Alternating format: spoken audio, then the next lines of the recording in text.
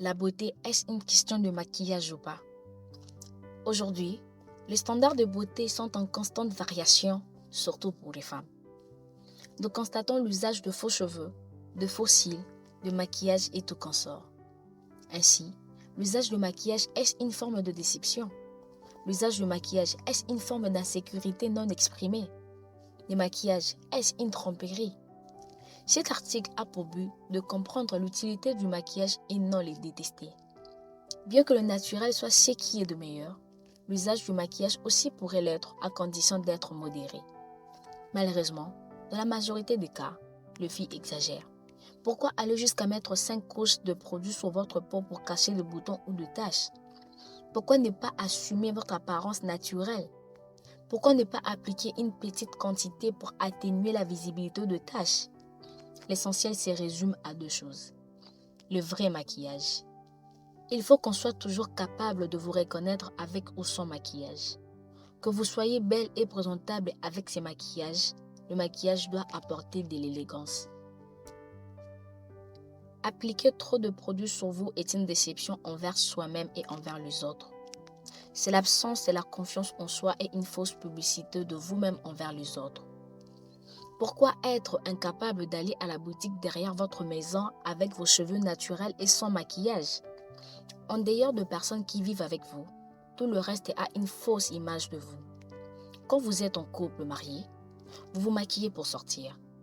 Les gens de l'extérieur vous admirent et pourtant c'est une fausse version de vous. Une fois à la maison, c'est votre partenaire qui doit vivre avec votre vraie version.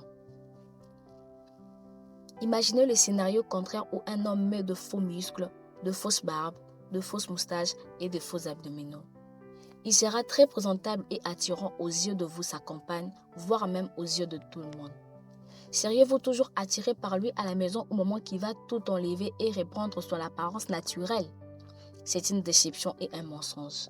Si vous n'appréciez pas, alors pensez aux hommes quand vous exagérez de produits sur votre corps, car tout excès nuit. Le maquillage, c'est aussi de l'esthétique à la perception. J'ai appris que le maquillage met la beauté de fille en valeur. Cependant, une fois exagéré, le maquillage met votre beauté en arrière. Peu importe ce qui range votre confiance en soi, vous devez trouver une solution pour cela. D'une part, acceptez ce que vous êtes, prenez soin de vous avec plein de produits naturels pour éliminer les taches et tout consort. D'autre part, appliquez les minimums possibles pour essayer de cacher ce qui vous dérange. Il est aussi question de style parfois. Demandez conseil aux amis qui connaissent mieux que vous au lieu de vous présenter avec trop de maquillage et de mèches colorées pour enfin ressembler à un arc-en-ciel. La beauté est relative et c'est aux autres de vous accepter tel que vous êtes. De plus, certains de ces produits sont nocifs et causent de maladies comme le cancer. Alors considérez toujours la fréquence, la qualité et la quantité de produits que vous utilisez. Derrière chaque fille mal maquillée, se cache une copine qui l'encourage. Les filles, aimez-vous et dites la vérité à vos copines. Arrêtez de mentir à vos copines en disant « T'es super ma chérie, t'es canon ma chérie, t'es belle bébé et tout consort ». Quand le maquillage est mal fait, cherchez un moyen pour aider vos amies. En les encourageant, elles pensent qu'elles ont bien fait et elles continueront dans ce sens. Vous avez une amie? Envoyez-la cet article et participez aux solutions des autres.